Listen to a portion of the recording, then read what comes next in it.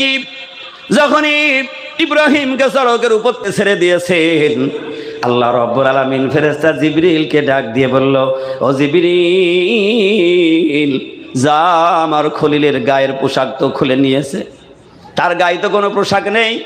ও জিবরিল, যা যা যা, আমার বন্ধু আগুনে পড়ার আগেই যেন তুই তার জামাটা শরীরে পরিয়ে দিবি। চিৎকার দিয়ে বলুন সুবহানাল্লাহ। জিবরিল বলেন, ইয়া রাসূলুল্লাহ, যেদিন ইব্রাহিমকে জামা পরাবার অর্ডার হয়েছিল, আমি একবারে আমার 600 দানা ছেড়ে দিলাম, যাতে আগুনের মধ্যে পড়ার আগেই আমি জামাটা পরিয়ে দিতে পারি। আগুনের মধ্যে ইব্রাহিম পড়ে গেলেন, কোনো টেনশন নেই। আর আল্লাহ রাব্বুল আলামিন তার ওই দয়া, তার ওই মেহেরবান দিয়ে তিনি ডাক দিয়ে আগুনকে হুঁশিয়ার করে দিলেন, কুলনা ইয়া নারুকুনি বারদাও সালামান আলা ইব্রাহিম। আল্লাহ নোটিশ জারি করে দিলেন, আগুন রে, আমার ইব্রাহিমের জন্য তুই শান্তিদায়ক ঠান্ডা হয়ে যা। সুবহানাল্লাহ। শুধু ঠান্ডার কথা আল্লাহ বলল না, আল্লাহ বললেন শান্তিদায়ক ঠান্ডা হয়ে যা, যাতে করে বেশি ঠান্ডা হইলে আমার ইব্রাহিমের শীত লাগবে, কষ্ট হবে। আর যেন গরমও না থাকে। শান্তি মানে যেমন একটা মানুষ খুব গরমের সময় এসির মধ্যে শান্তি করে ঘুমায়, আল্লাহ নমরুদের আগুনটার এসি বানায় দিলে। আর ইব্রাহিম আলাইহিস সালাতু ওয়াস সালাম যারা পরিমাণ কোনো ভয় ভীতি না করে আগুনের মধ্যে বসে গেলেন, ফুলের বাগান তৈরি হয়ে গেল। আর আল্লাহর খলিল, গোটা মুসলিম জাতির পিতা ইব্রাহিম আলাইহিস সালাতু ওয়াস সালাম বসে বসে আল্লাহর নামের তাসবিহ পাঠ করা শুরু করে দিলেন। সুবহুন কুদ্দুসুন রব্বুনা রব্বুল মালাইকাতি ওয়ার রূহ। আওয়াজ দিয়ে দিয়ে বিনা টেনশনে, কোনো চিন্তা নেই, কোনো কিছু নেই। 40 দিন আল্লাহর খলিল ইব্রাহিম আগুনের মধ্যে বসেছিলেন, আর ওই 40 দিন তিনি এই তাসবিহ পাঠ করছেন, সুবহুন কুদ্দুসুন রব্বুনা ওয়া রব্বুল মালাইকাতি ওয়ার রূহ। কারণ একটা মানুষ যদি আগুনের মধ্যে পড়ে যায়, ওটা একটা মুসিবত কিনা বলেন? আর ওই মুসিবতের মধ্যে আল্লাহর প্রশংসা করেছে, সুবহান কুদ্দুসুন রব্বুনা, আমার রব, ফেরেশতার রব, রব, আসমানের রব, কুল কায়নাতের রব হলো আমার আল্লাহ। আমার সকল প্রশংসা হলো আমার আল্লাহর। সেই মনোনীত তাসবিহ জামানার মুজাদ্দিদ হযরত মাওলানা সুফি মুফতি আজান গাছী রহমাতুল্লাহ আলাইহি আমাদের ওজিফার মধ্যে দিয়েছে। একটা আওয়াজ দিয়ে বলি সুবহানাল্লাহ। এই জন্য জামানার কুতুবারি বিল্লাহর বাদশা, জামানার মুজাদ্দিদ, শ্রেষ্ঠ কামিল ওলি আল্লাহ, আপনি যেদিকেই যাবেন সেদিকেই কোরআন এবং হাদিস সম্মত আমল। আওয়াজ দিয়ে বলি সুবহানাল্লাহ। এই জন্য আমার আব্বারা ভাইরা, ইহদিনাস সিরাতাল মুস্তাকিমের রাস্তার শুধু কামনা করলাম। নামাজ কিন্তু সুদীর সম্পর্ক রেখে দিলাম, নামাজ পড়লাম, মিথ্যা কথা বললাম, নামাজ পড়লাম, সুকল ঘড়ি করলাম, নামাজ পড়লাম, একবার সম্পদ আর এক ভাই লুটে খেলাম, নামাজ পড়লাম, ছেলের অংশ বেশি করলাম, মেয়ের ফাঁকি দিলাম, নামাজ পড়লাম, নিশা ছাড়তে পারলাম না, মদ ছাড়তে পারলাম না, গাঁজা ফেন্সিডিল ছাড়তে পারলাম না, জিনা ব্যভিচারী ছাড়লাম না। আল্লাহর হাবিব বিশ্বনবী বলেন, তুমি যদি নামাজি সাজো কিন্তু তারপরও তোমার দশা কি হবে? সূরা মাউনের মধ্যে আল্লাহ বলছেন, ফাওয়াইলুল লিল মুসাল্লিন, মুসল্লি হয়েও তার হবে দুর্ভাগা। মুসল্লি সাজলে হবে না, জবানটাকে ওই রকমের করো, সামিনা ওয়া আতানা, যা শুনলাম মেনে নিলাম, এর নাম হলো ঈমান। সারা জীবন কিছু মানুষ আছে শুধু শুনে যাচ্ছে, একবারে হুজুরির কাছে আর গান আছে না, বলবো গেটে এসে গিয়েছে, যখন বলবে এই আই তোর কবজ করব, তখন বলবে আরে আমার এখনো জানা শেষ হলো না, তুমি আজকে যাও, কাল এসো। এরকম দরখাস্ত মঞ্জুর হবে নাকি? কথা বলেন না কেন? শুনবে। এই জন্য সাহাবা ইকরাম রসুলের কাছে যা শুনেছে, কি বা কেন কোনো প্রশ্ন নেই, সাথে সাথে মেনে নিয়েছে। আর মানার কারণেই তারা বিশ্বের শ্রেষ্ঠ মানুষ হয়েছে। তুমি যদি আমার মুর্শিদের দরবারে যাই খালি খোঁজো, ওই ছিদ্র তালাশ করো, কিয়ামত পর্যন্ত তোমার ভিতরে ঢোকা সম্ভব হবে না। আবু জেহেল, আবু উদবা, সাইবা, মুগিরা রসুলের কোরআন শুনতে যেত মানে ছিদ্র খুঁজতে যেত, যে কোনটা শুনলে কি করা যায়, কি কায়দা কি করা যায়। আর উমর ওমরে ফারুক রাদিয়াল্লাহু তাআলা আনহু দিলের কান দিয়ে একদিন শুনলেন, এটা আওয়াজ দিয়ে বলেন সুবহানাল্লাহ। দিলটা ওখানে লাগিয়ে শুনলেন, অন্তরটা শতভাগ সুপে দিয়ে শুনছেন যে কি বলছে, কি হচ্ছে, জিন্দিগির সাথে উপলব্ধি করলেন, বিবেক খাটালেন, মনোনিবেশ তৈরি করলেন। এই জন্য আল্লাহ বলছে যারা চিন্তা করে না, গবেষণা করে না, তাদের ব্যাপারে কোরআন কি বলছেন? ওয়ালাকাদ যারানা লিজাহান্নামা কাসীরাম মিনাল জিন্নি ওয়াল ইনসি লাহুম কুলুবুল লা ইয়াফকাহুনা বিহা ওয়া লাহুম আ'য়ুনুল লা ইবসিরুনা বিহা ওয়া লাহুম আযানুল লা ইয়াসমাউনা বিহা উলাইকা কাল আনআমি বাল হুম আদাল উলাইকা হুমুল গাফিলুন। আল্লাহ রাব্বুল আলামিন বলেন, আমি মানুষ আর জিনকে সৃষ্টি করেছি, ওই সকল মানুষ আমার ইবাদত করবে, গোলামি করবে, কিন্তু তাদের আমি চোখ দিলাম, চোখ দিয়ে তারা দেখলো না।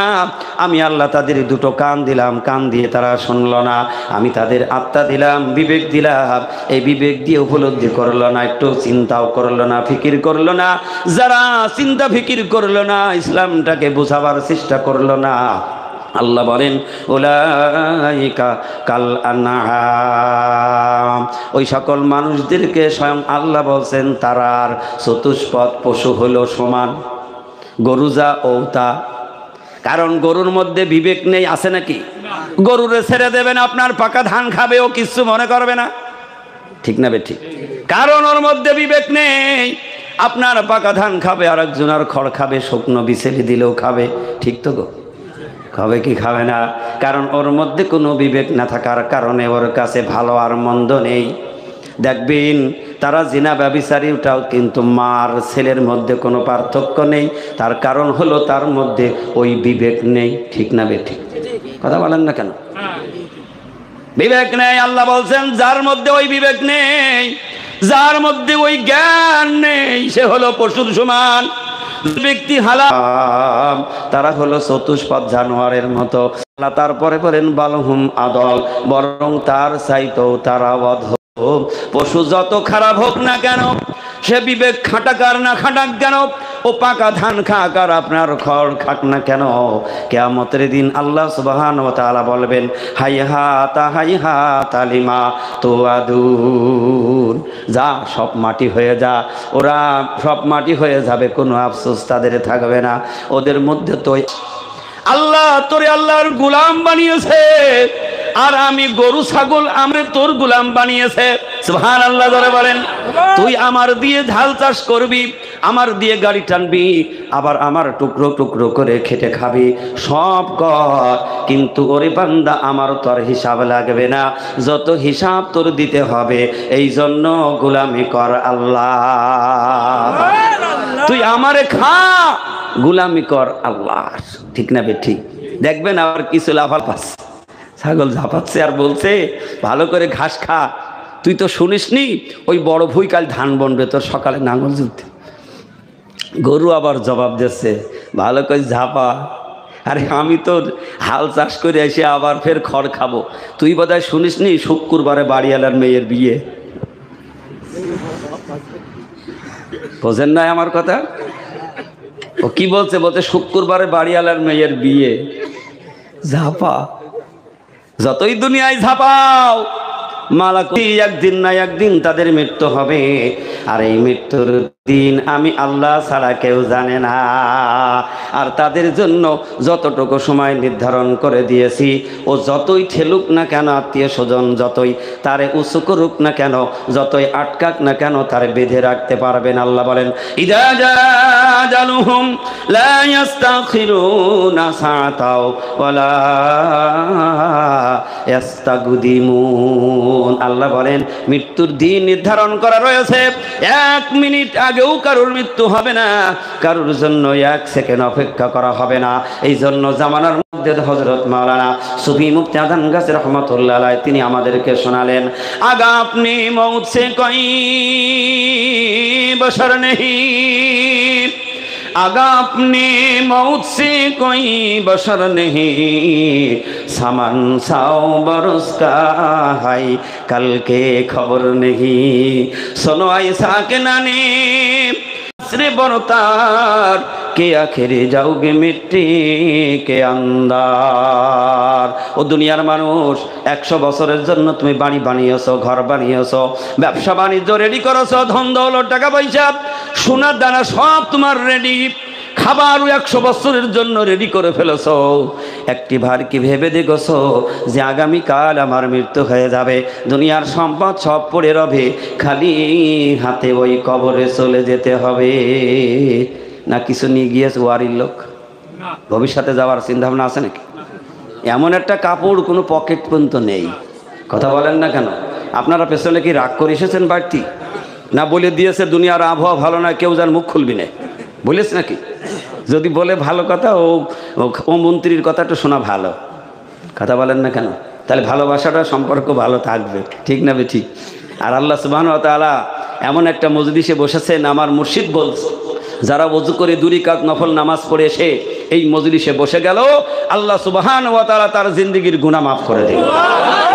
এত আস্তে আওয়াজ, জীবনের গুনাহ মাফ আর আস্তে আওয়াজ কেন? আল্লাহ রাসূল বলেছেন, এটা সুফি মুক্তাদান গাছী রহমাতুল্লাহ আলাইহির কথা নয়, আল্লাহর হাবিব বিশ্ব নবী বলেন, যেই ব্যক্তি একই বিশ্বাস নিয়ে জিন্দেগীর অপরাধগুলি সামনে নিয়ে আল্লাহর কাছে ক্ষমা চায়, কালেমা শাহাদাত একবার তেলাওয়াত করবে, কয়বার? আওয়াজ দিয়ে বলি কয়বার? একবার কালেমা শাহাদাত যিনি পাঠ করতে পেরেছে, আল্লাহ রাসূল বলেন 80 বছরের কুফরি গুনাহ আল্লাহ তারে মাফ করে দিয়েছে। কোটি কোটি কোটি কোটি জিন্দেগীর বুঝা নিয়ে এসেছেন, গুনাহ পাহাড় সম পরিমাণ করেছে। সাহাবী এসে বলেন, ইয়া রাসূলুল্লাহ, আমার মতো অন্যায়কারী কেউ নেই, আমার মতো এত পাপ করে নাই, আমার যত কন্যা সন্তানগুলি ছিল সব আমি নিজ হাতে হত্যা করেছি, ইয়া রাসূলুল্লাহ, আমার কি ক্ষমার কোনো রাস্তা আছে? আল্লাহ রাসূল বলেন, আমার সাহাবী, তুমি আমার জবানের সাথে কালেমা শাহাদাত পাঠ করো, সুবহানাল্লাহ বলেন। সেই কালেমা শেষ জামানার মুজাদ্দিদ হযরত মাওলানা সুফি মুফতি আজম গাছী রহমাতুল্লাহ আলাইহি আজকে গোটা পৃথিবীর মানুষের সেই কালেমা শাহাদাতের ট্রেনিং দিয়েছে। ওজিফার আগেই কালেমা শাহাদাত পড়ানো হয়। ওয়ারির মানুষ মনে করবে হয়তো ভারতের গুটি কজন পড়ে, অথবা বাংলাদেশের 2-1 মনে হয় পড়ে। না না না, সাবল সিংহপুরী রহমাতুল্লাহ আলাইহি জামানার মুজাদ্দিদ এই ওজিফা 26টা ভাষায় তিনি লিখে দিয়ে গোটা পৃথিবী রবিবারের কোরআন ক্লাস মাদ্রাসা চালু করে দিয়েছে। বর্তমান বিশ্বের 26টা ভাষার মানুষ এই ওজিফা পড়ে, সূরা ফাতিহা, সূরা ইখলাস, ফালাক, নাস, হাক্কানি দরুদ শরীফ 6 কথার মোনাজাত দিয়ে বিশ্বের কোটি কোটি নর নারী আজকে তারা ওই ইহদিনাস সিরাতাল মুস্তাকিমের রাস্তায় পরিচালিত হয়ে তারা জান্নাতের মালিক হয়ে চলে যাচ্ছে। আওয়াজ দিয়ে বলি সুবহানাল্লাহ। এই জন্য সকল পথের আসল পথ হলো সিরাতাল মুস্তাকিমের পথ। ওই রাস্তায় কারা চলেছে আলোচনা কিছুই হলো না, সব রয়ে গেল। ওই পথে কারো চলেছেন আল্লাহ বলেন, মিনান নাবিয়্যিনা ওয়া সিদ্দীকিনা ওয়া শুহাদা ওয়া সালিহিন। আমার আল্লাহ বলেছেন সিরাতাল মুস্তাকিমের রাস্তায় চলেছেন 1 নম্বরে হলো নবীন, আল্লাহর নবী রাসূলরা চলেছে। 2 নম্বরে হলো সিদ্দিকিন। সিদ্দিকরা আমরা চিনি নাকি? চুরিশ্বরের সিদ্দিক কিন্তু ওই সিদ্দিক নয়। সিদ্দিক তাকে বলেছেন যেই ব্যক্তি এক বাক্যে আল্লাহ প্রদত্ত এলেম রাসূলকে কোরআনকে সত্য বলে সাক্ষ্য দিয়েছে, বিশ্বাস করেছে, অন্ধকারের মধ্যেও বিশ্বাস করে সত্যকে সাক্ষ্য দিয়েছে, আল্লাহ রাসূল তাদেরকে সিদ্দিক বলে ডেকেছে। আল্লাহু আকবার বলুন। কেমন করে ডাকলেন? আবু জেহেল আবু বকরের বাড়ি গিয়ে বলল, আবু বকর বাড়ি আসনি? বলে হ্যাঁ আছি। বলে তুমি কি শুনেছো আজকে রাতে নাকি আল্লাহর হাবিব বিশ্ব নবী মিরাজে গিয়েছিল? আবু বকর বলেন সত্যি আমার রাসূলের এই কথাটা তুমি কি রাসূলের কাছ থেকে শুনে এসেছো? বলে হ্যাঁ এই মাত্র এসেছি। সাথে সাথে বললেন সাদ্দাকতা ইয়া রাসূলুল্লাহ, আমার রাসূল যদি বলে তাহলে আমার রাসূল মিথ্যা বলতে পারে। আর আমরা হাদিস কোরআন ওইটাকে আবার জানার জন্য এ মাওলানা হলো না ও মাওলানার কাছে, এর কাছে হচ্ছে না ওর কাছে, শুধু শোনার জন্য যায়, ঠিক না বে ঠিক? কথা বলেন না কেন? কিন্তু সাহাবায়ে কেরামের অন্তর কি ছিল? রসুলের কথা শুনলেই হলো আমার রসুল ঠিক বলেছে, সুবহানাল্লাহ। সাথে সাথে আনন্দে রসুলের কাছে চলে গেলেন। যাই দেখছেন রসুল মসজিদে নববীর বারান্দায় বসা। আল্লাহর হাবিব দেখে বলে, আবু বকর তুমি আজকে কোনো খবর পেয়েছো নাকি? আবু বকর বলেন, ইয়া রাসূলুল্লাহ সত্য খবর পেয়েছি। সুবহানাল্লাহ বলবেন। আরে খবর দিল আবু জেহেল, তারপরেও বলছে সত্য খবর পেয়েছি। আল্লাহ রসুল আবার বলেন, আবু বকর আজকে রাতে আমার মিরাজ হয়ে গেছে। একটা রাতের কিছু অংশ আমি আল্লাহর বাড়ি বেড়াইতে গিয়েছিলাম। ও আবু বকর ওই কিছু অংশের মধ্যে আমি রসুল 27 বছর আল্লাহর সাথে সফর করেছি। আবু বকর বলেন, সাদ্দাকতা ইয়া রাসূলুল্লাহ, আমার আল্লাহ রসুল কখনো মিথ্যা বলতে পারে না। আল্লাহ রসুল আপনি যা বলেছেন সত্য বলেছেন। আল্লাহ রসুল বলেন, আবু বকর তুমি কি বা কেন কোনো প্রশ্ন নাই, জিজ্ঞাসা নাই, তুমি সত্যকে সাক্ষ্য দিয়ে দিলে আমি আল্লাহ রসুল আজকে তোমার আর ফিরি দেব না। আজকেও আবু বকর তোমার নামের মাথায় আমি যুক্ত করে দিলাম, আজ থেকে তুমি শুধু আবু বকর নও, তুমি হইলে আবু বকর সিদ্দিক। সিদ্দিক মানে সত্যবাদী, যারা সত্যকে সাক্ষ্য দেয় তারা হলো সত্যবাদী। এই জন্য আল্লাহ রসুল বলেন, আমি যেদিন থাকবো না আমার পরে সিদ্দিকিনরা থাকবে।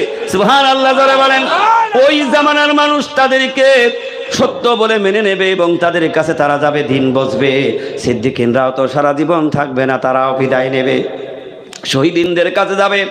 শহীদিনদের কাছে তারা গিয়ে ওই রকমের দিন মেনে নেবে, দিন বুঝবে, তাদের কাছে তারা যাবে, শহীদিনরাও চলে যাবে। আল্লাহ সুবহানাহু ওয়া তাআলা বলেন, শেষ 4 নম্বরে যার কথা ঘোষণা দিলেন, আল্লাহ বলেন তারা হলো সাদিকিন, তারাই হলো কামেল ওলি আল্লাহ, তারাই হলো পীর। এই জন্যই কামেল ওলি আল্লাহর পক্ষ থেকে যেই হুকুম আসে ওইটা যিনি মানবে তিনি মুরিদ হবে, আর যে মানবে না যাওয়ার আশা ছাড়া কোনো ফল সে পাবে না। ঠিক না বেঠিক?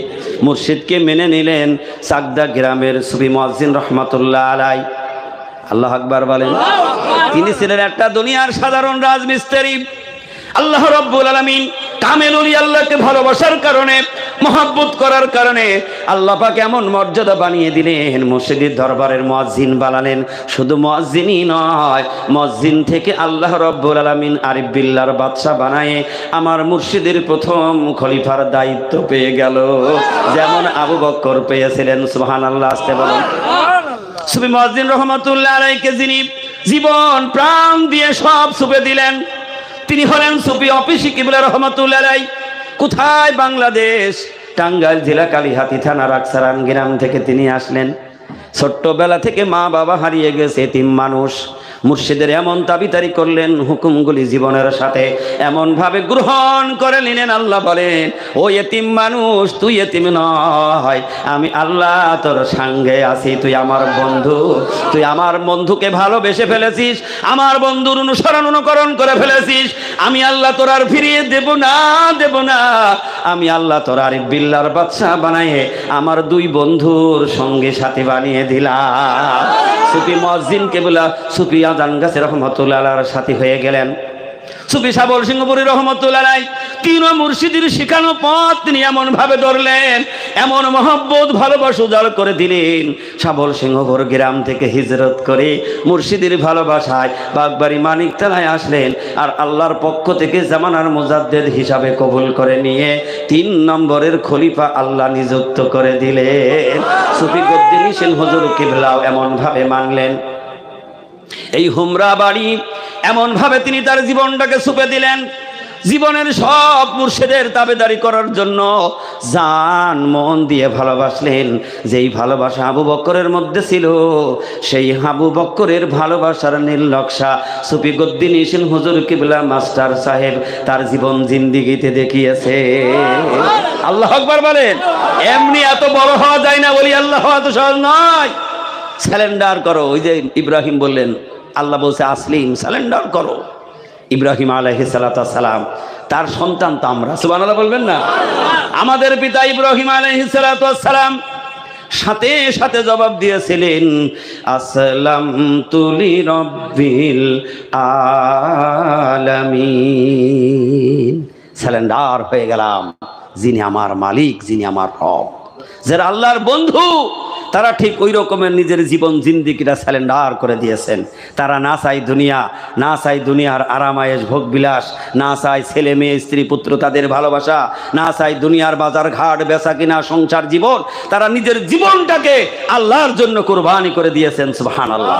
যেমন রাবিয়া বসরিকে বলা হয়েছিল, সে হাসান বসরি রহমতুল্লাহ যখন বিয়ের প্রস্তাব দিয়েছিলেন তখন বলেছিলেন, তিনি শেষ বলেছিলেন যে আমি যে উক্তি করেছি তুমি হেরে গিয়েছো, তারপরও আমার বিয়ে করার মতো আমার আর শরীর নেই। সুবহানাল্লাহ বলবেন? কারণ আমার শরীরটাকে আমার মালিকের জন্য আমি দিয়ে দিয়েছি, এখন আমার আর শরীর নেই। সুবহানাল্লাহ বলবেন না? আল্লাহর ওলিরা তদরূপ। সুফি সাবর সিংহপুরী রহমতুল্লাহ বলেছেন, মাস্টার সাহেব আজকে একটু বসবেন তো খাতার কলম নিয়ে। কি মুর্শিদ হুকুমটা কার বলে?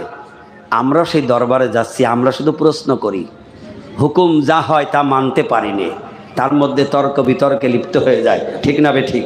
কথা বলুন। বলেছেন খাতার কলম নিয়ে হুজুরার দরজায় বসে রয়েছে, সারা রাত বসে আছে তো আছেই, ঘুম নেই, কলম আর খাতার দিকে চেয়ে বসে আছে। কি ভালোবাসা কার বলে? যেমন আবু বকর সারা রাত দরজায় দাঁড়িয়ে থাকতেন, আল্লাহ রসুল কখন আমার ডাক দেবে আর রসুলের ডাকে সাড়া দেব, যদি আমি সাড়া না দিতে পারি তাহলে আমার জীবনটাই তো বরবাদ হয়ে যাবে।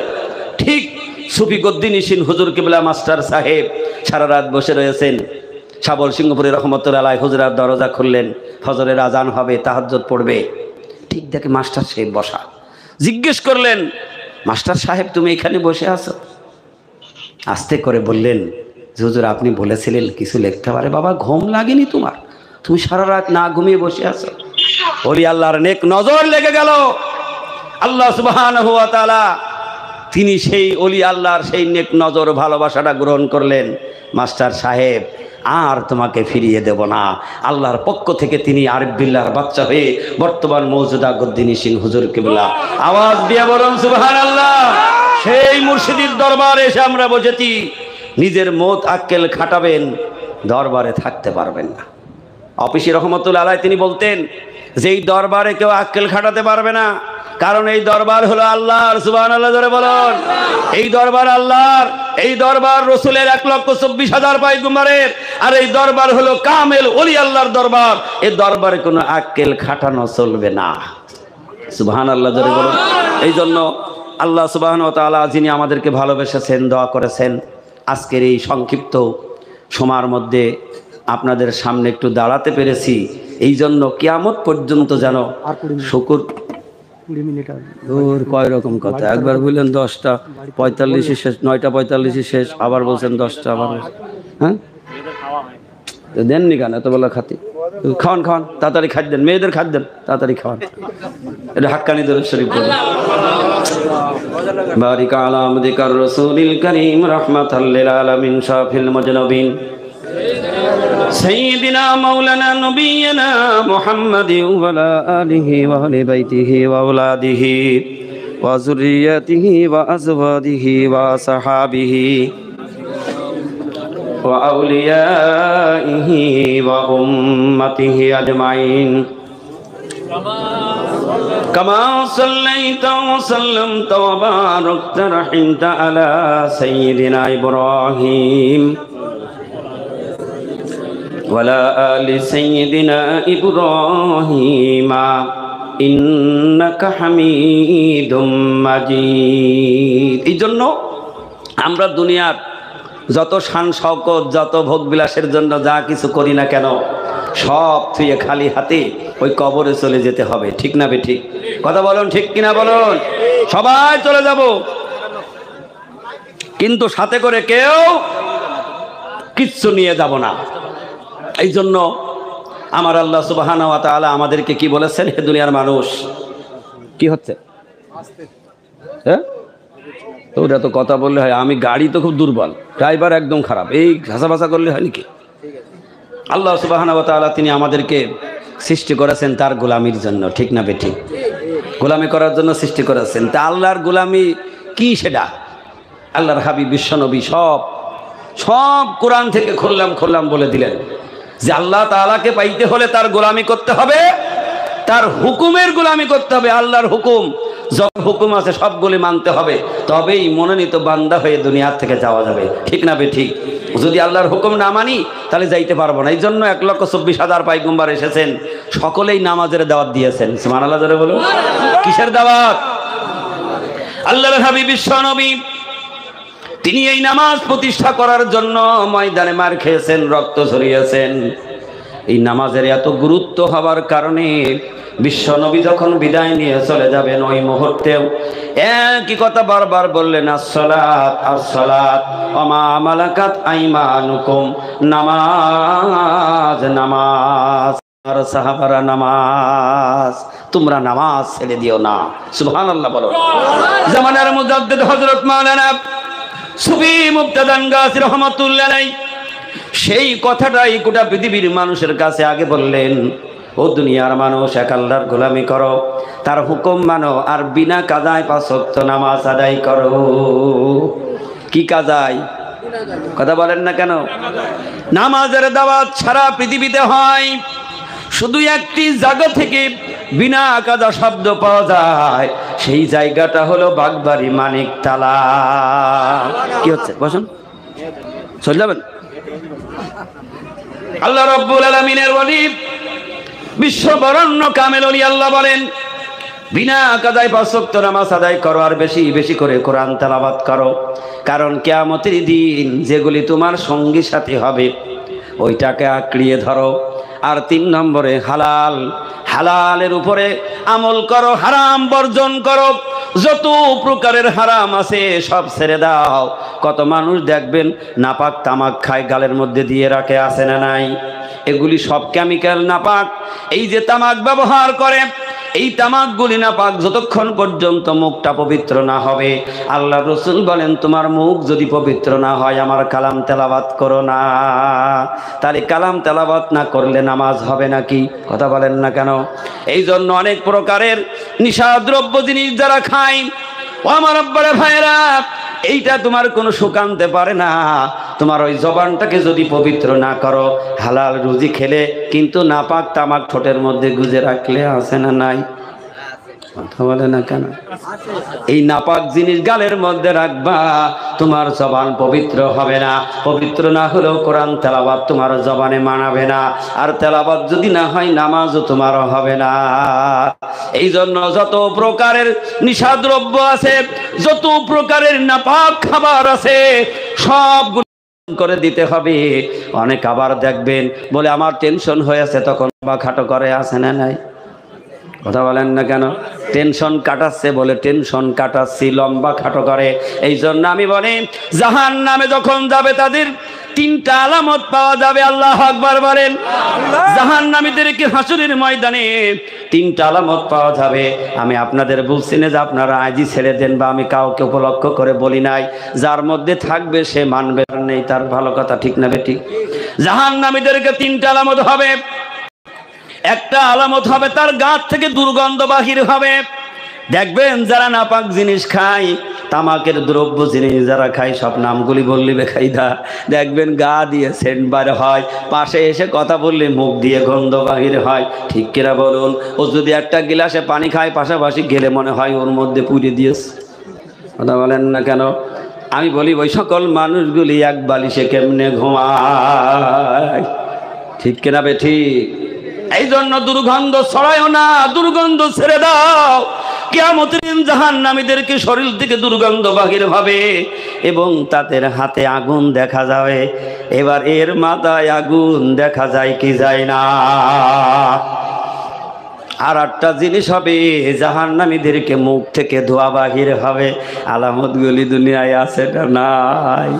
আবার কাঠ হয়ে ফু দেয়, আরো তাকিয়ে দেখে উড়ে যায় কদ্দূর।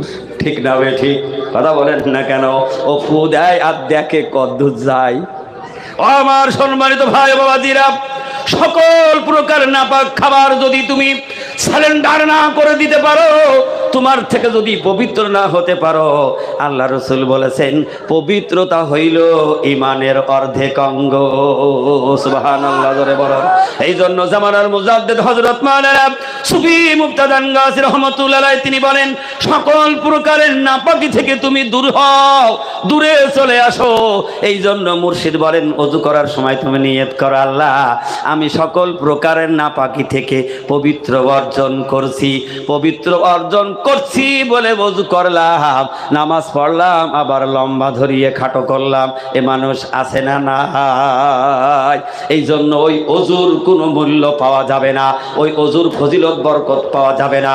এই জন্য আমার আব্বারা ভাইয়েরা, জামানার কুতুবারি বিল্লাহর বাদশা বলেন, যারা নিজের জবানটাকে পবিত্র রাখবে, আল্লাহর হাবিব বিশ্ব নবী বিলালকে ডাক দিয়ে বলেছেন, ওরে বিলাল তুই কোন নেক আমল করিস যে তোর মর্যাদা সম্মান আল্লাহর আরশে আযীম পর্যন্ত চলে গেল?